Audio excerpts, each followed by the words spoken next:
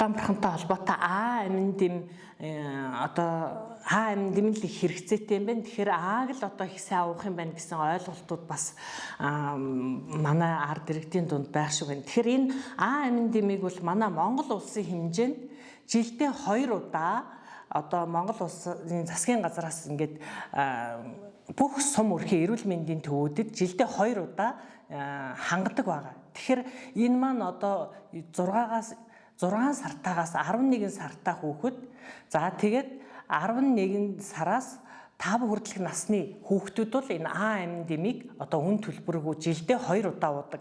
Тэгэхээр энэ А амин дэм маань өндөр тунтай учраас 6 сард одоо 5 сард одоо нэг А амин дэмжүүлэлт явагддаг. Дараагийнх нь болохоор 10-11 сард одоо яг 6 сарын дараа А амин дэмжүүлэлт явагддаг. Тэгэхээр энд л одоо бид нар бүх хүүхдүүдэд хамруулсан байх ёстой. Одоо 5 сард бол нэлээ бас одоо эхний тун хүүхдүүд эхний одоо А амин дэмээ уудсан. Одоо 6 сарын дараа 10-11 сард дараагийн одоо А амин дэм явна. Тэгэхээр энэ дээр бол 6-аас 11 настай хүүхдүүд бол одоо өрхийн эрүүл мэндийн төвөөр тарааж байгаа тийм ээ уулгадаг. Тараадаггүй өрхийн эрүүл мэндийн төв дээр очиж уудаг. Тэгэхээр энэ А амин дэм маань 6-аас 11 сартай хүүхдэд өгдөг А амин дэм маань цэнхэр өнгөтэй. 12-оос 59 сартай хүүхдэд өгдөг А амин дэм маань улаан өнгөтэй байдаг. Тэгэхээр бид нар энэ маань одоо цэнхэр өнгөтэй А амин дэм маань 100 мянган эднийцтэй, улаан өнгөтэй А амин дэм маань 200 мянган эднийц олон улсын нэгжтэй ийм өндөр тунтай. Тэгэхээр энэ маань 6 сарын хугацаанд хүүхдийг одоо А амин дэмийн хэрэгцээг нь бүрэн хангадаг гэсэн үг. Тэгэхээр одоо бид нар бол 2 хүртэлх насны хүүхдүүд маань өрхийн эрүүл мэндийн төвөөрөө хангалттай бас яваад вакцин юмдаа хамрагддаг учраас А амин дэмээ уучдаг. 2-оос 5 хүртэлх насны нөгөө цэцэрлэгийн насны хүүхдүүд маань ерөнхийдөө орхигдсон байдаг. Тэгэхээр энэ А амин дэмээ одоо 5 сарда хамрагдаж чадаагүй хүүхдүүд маань хамрагдаад хэрвээ хамрагдсан бол энэ А амин дэмээ одоо 10 сарда л хамрагдана. Тэрнээс өмнө бол энэ өндөр тунтай А амин дэмийг ойрхон уух ямар ч шаардлагагүй.